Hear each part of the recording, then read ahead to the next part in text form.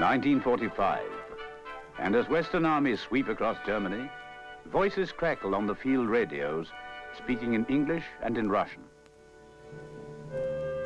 Until finally those allied in the struggle come together on the River Elbe. For Europe and the world, an unforgettable moment. And if only all had continued to act in the spirit of that moment, what a Europe, what a world might then have emerged.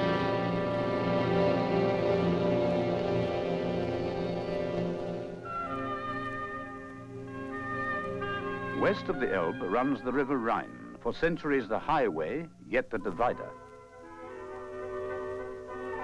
The river of the Goths and Romans, Christians and pagans, free men and slaves.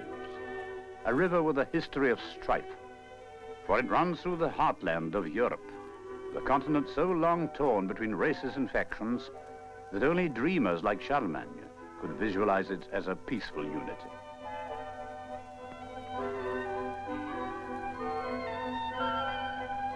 But in spite of the bloodshed, most of it so recent, one Europe is at last becoming a fact, born out of the very dragon's teeth of war, a harvest from the seeds of Europe's own destruction. 1945, and the end of yet another European war. And who has won, when in fact all have lost? A war in which more civilians died than fighting men, not in hundreds, but in millions. But they, at least, were spared the aftermath. Much had gone forever, and what was in its place? In the aftermath, but mere existence, where an undamaged roof made a palace, a loaf of bread, a banquet. One long lineup, with want ever there in the queue. What a Europe to grow old in. What a Europe to grow up in.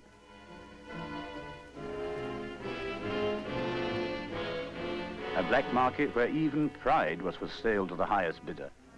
A Europe in which degradation had brought the end of self-respect and human values harked back to the jungle. But in order that wheels could turn again, some had to put faith in others. They had to trust and sit round the same table to find by agreement the means of putting Europe, indeed the whole world, to rights. Already it was evident that the Europe of 1939 had gone forever. The annexation of the Baltic states, the huge advances of the Red Armies had placed enormous areas of Eastern Europe under Soviet domination. And Marshal Stalin was hardly the man to yield over the table that which he had seized in battle. Nevertheless, he had agreed on free elections, and amid the ruin of countries such as Poland, they were held. Though how free they were was a matter of opinion. With communists already in key posts, it was little surprise that things went their way. And if anything else was needed to make their victory certain, there was always the presence of the secret police and the numberless soldiers of the occupying Red Army. And peoples exhausted by war were hardly likely to resist such coercion with determination. For all their energies were engaged putting one brick back upon another. In Western Europe, where destruction had been lighter, morale was much higher. Here, regimentation had been accepted only because without it, winning the war would not have been possible. Now, with the end of that war, the essential freedoms of democracy burst out with new vigor. Surely must have some factories. Now, what is this? The land. Why? There was a determination to see to it that such a disaster would never happen again. Yeah, I say, you, sir. And for the more reflective, there was too the realization that to be done with insecurity, Europe must be united. But how could these Europeans be united when they were all so different? Here was the blood of many races, nationalities, each with their own traditions and ways of life, not to mention a score of different languages. They might smile at each other, but as neighbors they seemed to have little in common. Sometimes a frontier was a natural barrier, a river or a channel. But more often than not, it was merely an invisible line across fields or streets. An invisible line and an attitude of mind. Yet even in this time of preoccupation with essentials, there were those who realized already what must be done. It is not a movement of parties, but a movement of people. It must be all for all. Europe can only be united by the heartfelt wish and vehement expression of the great majority of all the peoples, in all the parties, in all the freedom-loving countries, no matter where they dwell or how they vote. But all very well for such as Winston Churchill to make speeches in 1947. He had self-respect. He had enough to eat. He had a place in which to live. Unity. Was this the earth in which to plant such seeds? At such a time, unity was well down the list of priorities. Anyway, unity was supposed to stem from the United Nations. And their lack of progress was such that when delegates from East and West sat down together, hopes were so thin that even they were cynical about them. How could there be accord when the East blocked every move in its direction? Осуществление экспансионистских планов, в центре которых стоит сумасбродная идея мирового господства. In the economic chaos of this post-war period, communism saw its greatest chance. Wherever there was dissatisfaction, there they could fan the flames of revolt. The world revolution, the end justified any means. In countries like Czechoslovakia, infiltration overcame the obstacles. At first, communist leaders paid lip service to democratic principles, treating the veteran President Beneš with the respect he deserved as head of state. But then, they whipped up left-wing popular feeling into a mood of taking drastic measures to obtain not just the power due to them by the votes cast, but total control of the traditionally democratic Czech state. Soon, President Beneš was forced to retire and die broken-hearted in virtual exile. In the Czech parliament, the new leaders of the land made their debut with enthusiastic demonstrations of support.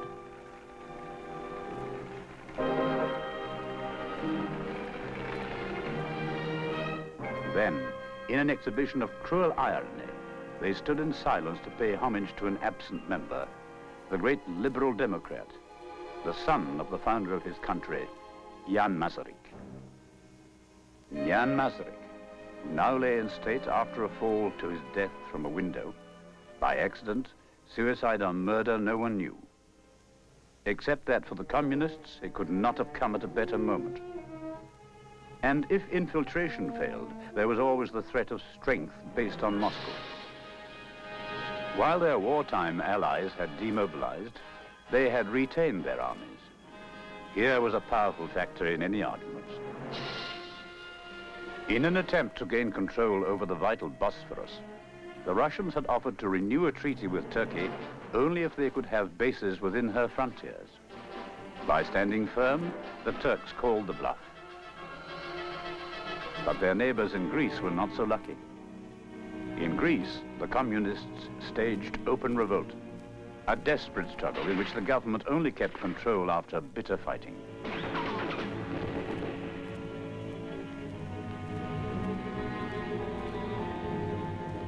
And already war-impoverished people were brought to the very limits of hunger, suffering, and despair. The method of settlement might be with guns, but what good were guns without bread? And so, for the world, there came the realization of the basic truth that Europe's problems stemmed not just from the recent war, but mainly from the neglect and indifference of centuries. What good were guns against backwardness? What good were guns against the malaria which sapped the strength of whole peoples? What good were guns against the tuberculosis, the rickets, the squalor, and filth? Feed the needy children, but what of their hungry fathers, mothers, grandparents? Now was the time to lift the stone and reveal the horrors that lay beneath.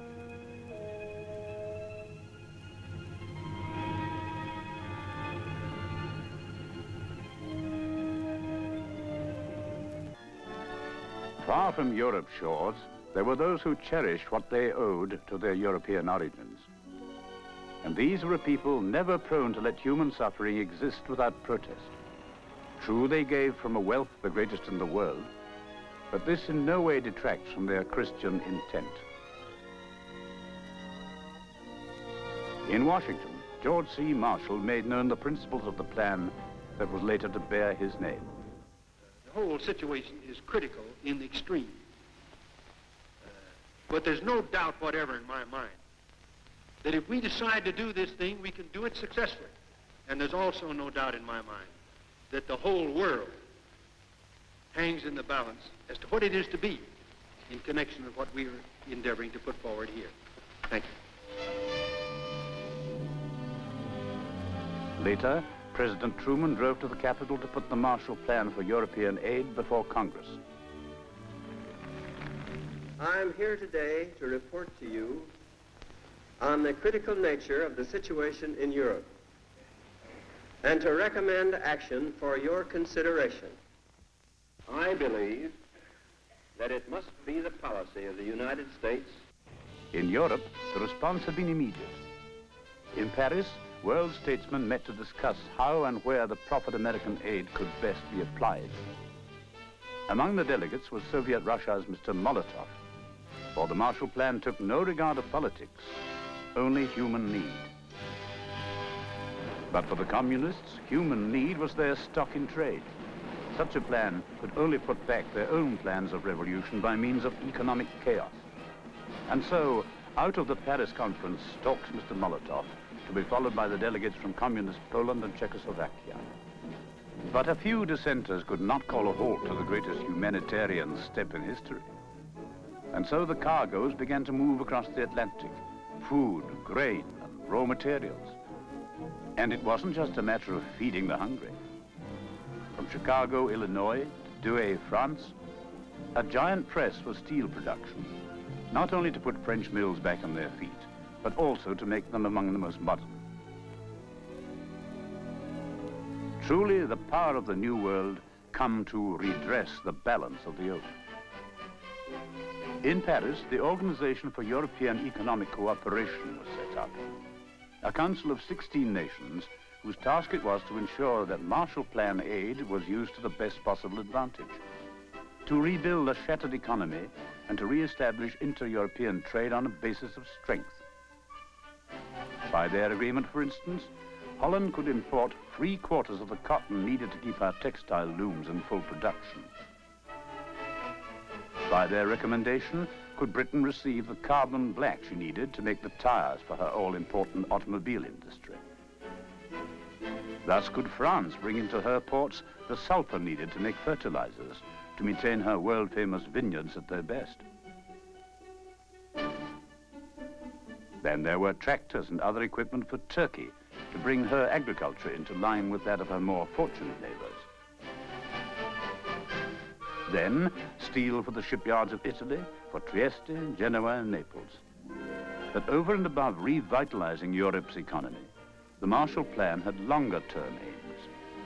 With its funds and technical assistance, vast areas of Italy, whole islands like Sardinia and Cyprus, became battlegrounds in the fight against the malarial mosquito.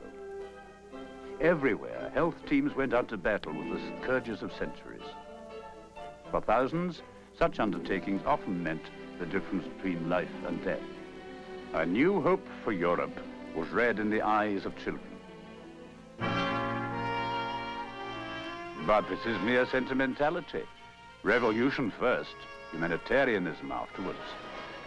The Marshall Plan is but a scheme to gain control of Europe and feather the nests of capitalists. So down with the Marshall Plan. Down with the Marshall Plan by strikes, unrest, and even sabotage. Alarmed by Soviet and communist truculence, statesmen of Western Europe came together to discuss common defense. The place, Brussels, with memories only too painful and close to that field called Waterloo. Only a handful of nations signed the Brussels Treaty, but in terms of European unity, it was an historic step, and the continent owes much to the foresight of the five. The treaty brought tried and tested warriors to Fontainebleau in France to make the first tentative plans for meeting, if need be, force with force. But there was little military strength with which to do it, and already events were outstripping their efforts. The next hot spot, the city of Berlin, occupied by French, British, Americans, and Russians.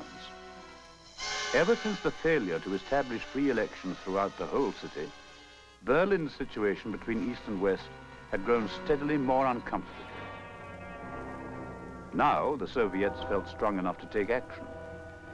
Their efforts to starve the Western population were frustrated, as all the world knows, by the famed Berlin Airlift. But in a few short years of peace, the Soviet area of domination had spread alarmingly over Europe. How could the Brussels powers alone halt further advance? And so for poor old Europe, talk of war yet again, and one brick hardly back upon another. What hopes now for the Marshall Plan? And so it wasn't surprising that the Europeans read their papers with not a little cynicism and despair. And then they read how 12 nations in Washington had signed what came to be known as the North Atlantic Treaty. And if they had doubts about the new organization, NATO, the need for it was proved at once by the virulence of the Soviet and Communist reaction.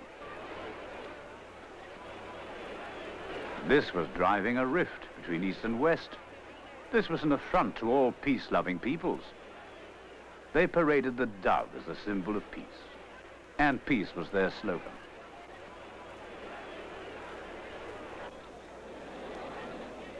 But was this the peace for which so many had died? In Normandy, at Alamein, in front of Stalingrad, in the hills of Italy, and the streets of Paris? Was this the aftermath they had envisaged? And so the peoples of Western Europe pondered the new step and decided that it was indeed the only way. And so they backed the Atlantic Pact and gave strength to its council. For they saw that there were worse things than war, and that to avert war was to be prepared for it. And so Europe took the move towards defensive rearmament very calmly. And in spite of all the threats, when NATO's first Supreme Commander, Dwight D. Eisenhower, arrived in Paris to take his post, the planned demonstrations came to naught. In a temporary headquarters in Paris, the military staff of the Alliance began their task of building the continent's defenses. And although they didn't realize it, they were taking the first steps to a Western unity that was to extend far beyond the military field. Soldiers of many nations working together in peacetime for a common cause. The growth of NATO's strength moved apace with the progress of the Marshall Plan, so that, mingled with the goods pouring into European ports, were crated weapons and other armaments. Goods for peace and goods to safeguard that peace. And as well as the goods, men. Soldiers, sailors, and airmen from across the Atlantic, from Canada and the United States, here this time to prevent the guns from sounding. Month after month, the build-up continued. The build-up for war to prevent war. And as the camps and airfields began to mushroom on her landscape, old Europe took it all in her stride.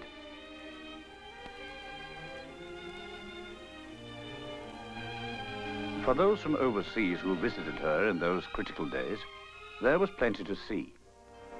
Farmers from the Middle West, for instance, who came over to see whether France's farm products were all they were cracked up to be, and found they were, and then some. But for all visitors, whatever their mission, one thing was obvious: the changing face of Europe. The nations receiving Marshall aid dollars were putting their own currency freed by those dollars, the counterpart funds, to good work.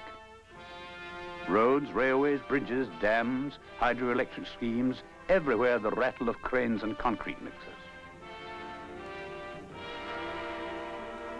And in the factories from Turin to Aberdeen, there was ever-growing roar and bustle. The Marshall Plan was the stimulant, NATO was the shield. But the effort itself came from hundreds of thousands of men and women who worked now with a will because they saw a mighty purpose in it all. Now they were working for peace, working for themselves and working for tomorrow.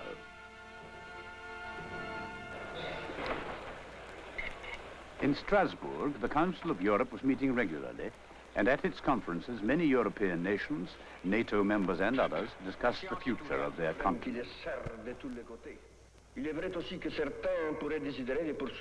The Council had no executive powers, and its members could only advise their governments of the general trend of its thinking. But it was at least a common meeting place, somewhere where Europe could be viewed as a whole. A start, but there was a long way to go. The arteries of the continent might be throbbing now with new life, yet still the age-old barriers loomed up. It seemed that little short of atomic bombs could shift the walls of rubber stamps, secure and rock-like as Cologne Cathedral or the citadel of Carcassonne. And yet the solution was easier than anyone imagined. For the necessity for unity affected millions where it hurt most, in their pockets. The needs of trade and a higher standard of living were the factors that finally pushed down the walls.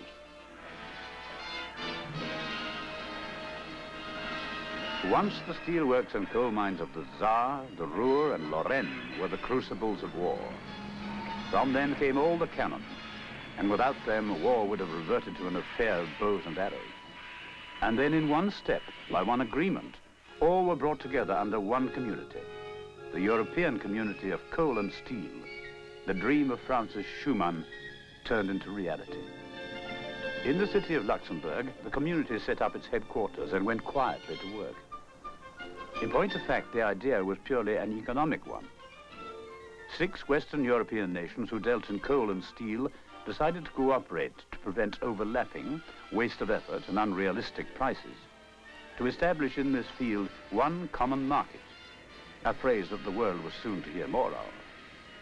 Their reasons were economic, yet by this one act, a handful of practical visionaries had done more for European unity than all those who had striven by blood and force throughout centuries. The business of making swords had been turned into making plowshares, because there was little future in swords. In the meantime, at NATO headquarters in Paris, equally important moves had been made. A project to form a true European army to include forces from Western Germany had failed. But in its place, by general agreement of all the NATO nations, the Federal Republic of Germany was invited to become their 15th ally. A step vital to the alliance, a step vital too for European unity, for it placed the Federal Republic firmly within the Western orbit and out of the old no man's land. That was 1955, and since then, old Europe has seen much. Profitless summit meetings, frustration, Hungary, Cuba, and yet all the while the changing face. Now, in the heartland of Europe, the defensive forces of NATO provide routine spectacles, for by now they've been around for more than a decade.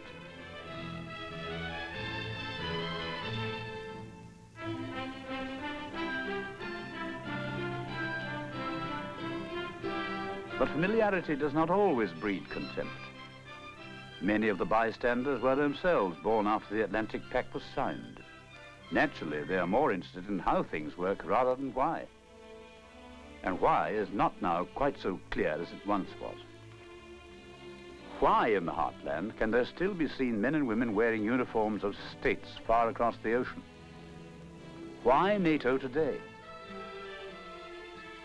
Today, the River Rhine is too busy to consider strife and warring factions and hostilities between Christian and pagan. It's a long haul from Switzerland to the sea, and the customers are waiting. Besides, the Rhine is now bridged in more ways than one. Today, the tanks on NATO exercises are ferried across, not for the purpose of conquering the other side, but merely to practice how to cross water. For now, German, American, British, Canadian, French, Belgian, and Dutch all work together to safeguard not only the heartland, but all Western Europe as a whole. And now, there are more than just ruins to defend.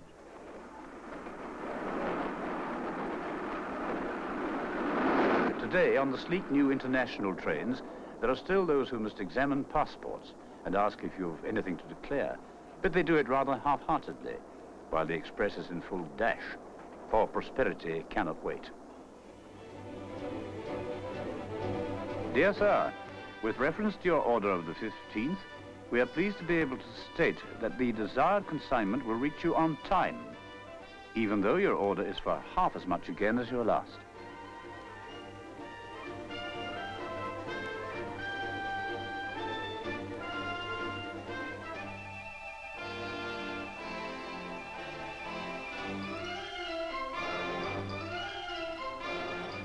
And here in Brussels, there's something else to see now. For out of that first idea of the coal and steel community, there has emerged an even more ambitious move. Here in Brussels, the headquarters of what is now called the Common Market. International cooperation across the table in terms of practically everything that men produce and consume. Today, just the 6, but tomorrow, without doubt, the 13, with perhaps even some more from outside the old continent. Only the beginnings, but there for sure. But only there for sure because of the watch and ward of NATO. Because of the men and equipment keeping 24-hour guard by land, sea, and air. For still, across from the heartland, only a few miles east of Hamburg and Frankfurt, men toil ceaselessly to add yet more miles of wire to the already enormous web of the Iron Curtain. Over there, working with, or even passing the time of day with the West is strictly forbidden. And so they scuttle away like mice because they are afraid. And where there is no wire, there is the wall of shame, dividing peoples and families without rhyme or reason. This is why NATO today. Just in case those beyond the wall who sneer and smile might still be tempted to do something desperate.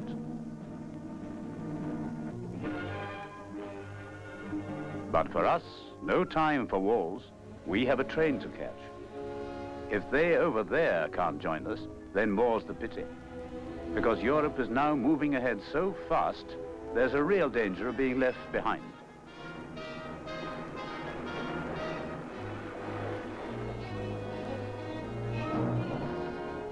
And much as we wish them with us, even without them, we over here are going full speed ahead, together.